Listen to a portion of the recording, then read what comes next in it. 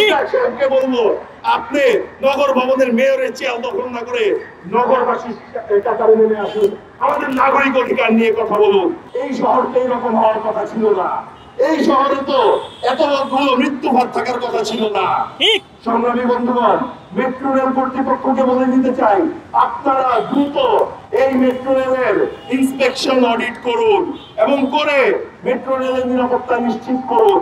যদি পরিপূর্ণ নিরাপত্তা দিয়ে মেট্রো চালাতে না পারেন, তাহলে সংস্কার কাজ ব্যতীত আপনারা এই মেট্রো চালায়েন না, নতুন করে আর কোনো মায়ের বুক আর কোনো বোনকে বিধবা বানায়েন না।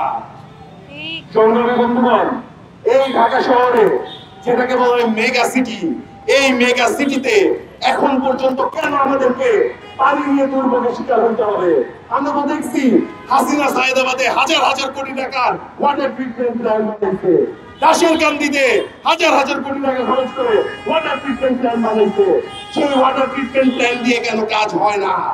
আমরা দেখতে পেয়েছি বুড়িগঙ্গাকে রক্ষার নাম করে ট্যানারি ভর্তি সাহারে স্থানান্তর করা হয়েছে, কই বুড়িগঙ্গার তো চেহারা পরিবর্তন হলো না। আমরা তাপসে দেখছি বুড়িগঙ্গার আদি চ্যানেল উদ্ধার করার নাম করে হাজার হাজার কোটি টাকার বাজেট করা হয়েছে, কই বুড়িগঙ্গার সেই আদি চ্যানেল তো সচল হইল না। এখনো বুড়িগঙ্গার পানি কেন শুদ্ধ হইল না, বিশুদ্ধ হইল না? কেন বুড়িগঙ্গার পানিকে আমরা ব্যবহার করতে পারি না? বিগত সরকারগুলো সুপরিকল্পিত ভাবে ঢাকা শহরকে একটি মৃত্যুর পুরীতে পরিণত করেছে। তারা এই শহরের কোটি কোটি জনতা একটি ভূমিকম্প কিংবা পানির হাহাকারে কিংবা মেট্রো রেলের গার্ডার ধসে পড়ে, ফ্লাইওভারের গার্ডার ধসে পড়ে এই শহরে যেন মানুষ মারা যায় তার সকল আয়োজন করেছে।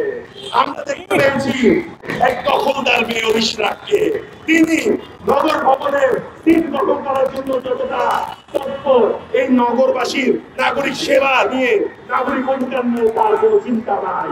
আমরা ইসলামকে বলবো, আপনি নগর ভবনের মেয়রের চেয়ার দখল না করে নগরবাসী কাতারে নেমে আসুন, আমাদের নাগরিক অধিকার নিয়ে কথা বলুন। যদি আপনি নাগরিক অধিকার নিয়ে কথা বলেন, আমরা আপনার পাশে এসে দাঁড়াবো ইনশাআল্লাহ। সংগ্রামী বন্ধুরা, বক্তব্য আর দীর্ঘায়িত করবো না।